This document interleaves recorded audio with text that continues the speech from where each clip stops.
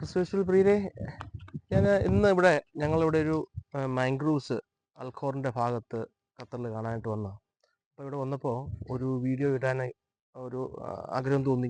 ഇട്ട വീഡിയോ ആയിരുന്നു. ദൈവവചനം പറയുന്നു, കാൺമീൻ, നാം ദൈവമക്കളെന്ന് വിളിക്കപ്പെടുവാൻ ദൈവം നമ്മളോട് എത്രയധികം സ്നേഹം കാണിച്ചിരിക്കുന്നു. എനിക്ക് തോന്നുന്നത് ഈ കാലഘട്ടത്തിൽ നമ്മുടെ കൂടിവരവുകളിൽ, നമ്മുടെ സഭായോഗങ്ങളിലൊക്കെ ദൈവത്തിൻ്റെ ആ കാൽവരി യാഗത്തെക്കുറിച്ചും ദൈവം നമുക്ക് വേണ്ടി ചെയ്ത ആ രക്ഷാ പദ്ധതിയെക്കുറിച്ചും പാട്ടുകാരൻ പറയുന്നത് പോലെ പറയുകയാണെങ്കിൽ, tell the very same old story. അതാണ് നമ്മൾ വീണ്ടും വീണ്ടും നമ്മുടെ കൂടിവരവുകളിൽ റിപ്പീറ്റ് ചെയ്ത് വരേണ്ടത്. കാരണം കുറേ രക്ഷിക്കപ്പെട്ട് കുറേയൊക്കെ കഴിഞ്ഞങ്ങ് ജീവിതം ഈ മരുഭൂയാത്ര തുടങ്ങി കഴിയുമ്പോൾ നമുക്ക് നഷ്ടപ്പെട്ടു പോകുന്ന, അല്ലെങ്കിൽ നമ്മുടെ ജീവിതത്തിൽ ഇപ്പോൾ പ്രത്യേകിച്ച് പെന്തക്കോസ്റ്റ് സമൂഹത്തിൽ മൂല്യച്യുതി വന്നുകൊണ്ടിരിക്കുന്ന ഒരു കാര്യമാണ്. നമ്മുടെ ഈ വിളിയിലൂടെ ദൈവം നമ്മളോട് എന്താണ് പറയുവാൻ ആഗ്രഹിക്കുന്നത്? ദൈവമക്കളാകുവാൻ ഉള്ള വിളിയാണ് നമുക്ക്. അതിൽ കുറഞ്ഞൊന്നുമില്ല. അപ്പോൾ എപ്പോഴും നമ്മളെ റിമൈൻഡ് ചെയ്യേണ്ടിയിരിക്കുന്നത് നാം ദൈവമക്കളാണെന്നുള്ള ആ ബോധ്യമാണ്. എല്ലാ കൂടിവരവുകളിലും നമുക്ക് വേണ്ടി കാൽവരിയിൽ യാഗമാക്കപ്പെട്ട കർത്താവിൻ്റെ ആ രക്ഷാ പദ്ധതിയെക്കുറിച്ചും കാൽവരി യാഗത്തെക്കുറിച്ചും നമുക്ക് വേണ്ടി ചൊരിഞ്ഞ നിർദോഷവും നിഷ്കളങ്കവുമായ രക്ഷകന്റെ രക്തത്തെക്കുറിച്ചും എപ്രകാരമാണ് നമ്മളെ വീണ്ടെടുത്തത്. എനിക്ക് തോന്നുന്നു ഇതൊക്കെയാണ് നമ്മൾ വീണ്ടും വീണ്ടും പറയേണ്ടത്. ഇതാ നമ്മൾ എപ്പോഴും റിമൈൻഡ് ചെയ്യേണ്ടത്. ജനത്തോട് വീണ്ടും നമ്മൾ ജനത്തെ ഓർമ്മിപ്പിക്കേണ്ടത് ഇത് മാത്രമേ ഉള്ളെന്ന് എനിക്ക് തോന്നുന്നത്.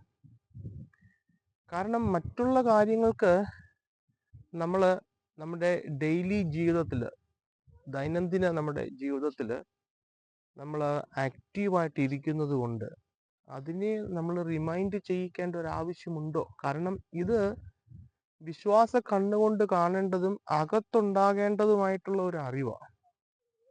അപ്പോൾ അതുകൊണ്ട് തന്നെയാണല്ലോ കർത്താവ് പറഞ്ഞത്, ഞാൻ എൻ്റെ വരവോളം നിങ്ങൾ എൻ്റെ ഓർമ്മയ്ക്കായി ഇത് ചെയ്യുവിൻ. കാരണം എന്തുകൊണ്ട് അത് നമ്മളോട് ചെയ്യുവാനായിട്ട് എടുത്തു പറഞ്ഞിരിക്കുന്നത്? ഈ ഓർമ്മപ്പെടുത്തൽ, അല്ലെങ്കിൽ ഈ രക്ഷാ പദ്ധതിയെക്കുറിച്ച് സ്വാഭാവികമായിട്ട് മനുഷ്യർക്ക് മറവി, അല്ലെങ്കിൽ അവരുടെ ഈ ദുഷ്ടന്റെ അധീനതയിൽ കിടക്കുന്ന ലോകത്ത് അവരിൽ നിന്ന് നഷ്ടപ്പെട്ടു പോകുവാൻ, അല്ലെങ്കിൽ അതിൻ്റെ മൂല്യത്തെ അവരുടെ ജീവിതത്തിൽ കുറഞ്ഞു പോകുവാനായിട്ട് ഉണ്ട് എന്ന് അറിഞ്ഞത് കൊണ്ടാണ് കർത്താവ് പറഞ്ഞത്, നിങ്ങൾ എൻ്റെ നാമത്തിൽ കടന്നു വരുമ്പോഴൊക്കെയും എൻ്റെ ഓർമ്മയ്ക്കായി ഞാൻ കാൽവരിയിൽ എൻ്റെ ശരീരത്തെ എപ്രകാരം നിങ്ങൾക്ക് വേണ്ടി തകർത്തു, എൻ്റെ രക്തത്തെ നിങ്ങൾക്ക് പാപത്തിൻ്റെ പരിഹാരമായി ഒഴുക്കിയെന്ന് ഓർമ്മപ്പെടുത്തുന്ന നമ്മുടെ കർത്തൃമേശ നമ്മളത് ചെയ്യുവാനായിട്ട് കർത്താവ് ആഹ്വാനം ചെയ്തത്. അങ്ങനെയെങ്കിൽ നമ്മുടെ കൂടിവരവിൽ നമ്മുടെ മെസ്സേജസുകളും നമ്മുടെ പ്രബോധനങ്ങളൊക്കെയും അതായിരിക്കണ്ടേ? എൻ്റെ ചിന്തയിൽ എനിക്ക് തോന്നിയൊരു കാര്യമാണ് അതായിരിക്കണം. അതിലപ്പുറത്തോട്ട് നമ്മൾ എന്ത് പറഞ്ഞിട്ടും എന്താ അതിന് ആ ജീവിതം കൊണ്ട്, അല്ലെങ്കിൽ ക്രിസ്തീയ ജീവിതം കൊണ്ട് മറ്റെന്താ നമ്മൾ അർത്ഥമാക്കുന്നത്? അപ്പോൾ ആ ഒരു ബോധ്യത്തിൽ നമ്മൾ മുന്നോട്ട് വളരണം. നമ്മുടെ കൂടിവരവുകൾ, നമ്മുടെ ശുശ്രൂഷകൾ, നമ്മുടെ ദൈവദാസന്മാരുടെ മെസ്സേജസുകൾ ഈ നിലയിലുള്ളതായിരിക്കണമെന്ന് എനിക്ക് ഇന്ന് ഈ പ്രഭാതത്തിലൂടെ നിൽക്കുമ്പോൾ തോന്നുകയാണ്. ഈ ഒരു ചിന്ത നിങ്ങളോട് ഷെയർ ചെയ്യാനാണ് എൻ്റെ ഉള്ളിൽ തോന്നിയത്. അതുകൊണ്ട് ആ കാൽവരി യാഗത്തിൽ അടിസ്ഥാനപ്പെട്ടതായിരിക്കട്ടെ നമ്മുടെ കൂടിവരവുകൾ, നമ്മുടെ മെസ്സേജസുകൾ എല്ലാം. ദൈവം നമ്മളെല്ലാവരെയും ധാരാളമായിട്ട് അനുഗ്രഹിക്കട്ടെ. Praise the Lord.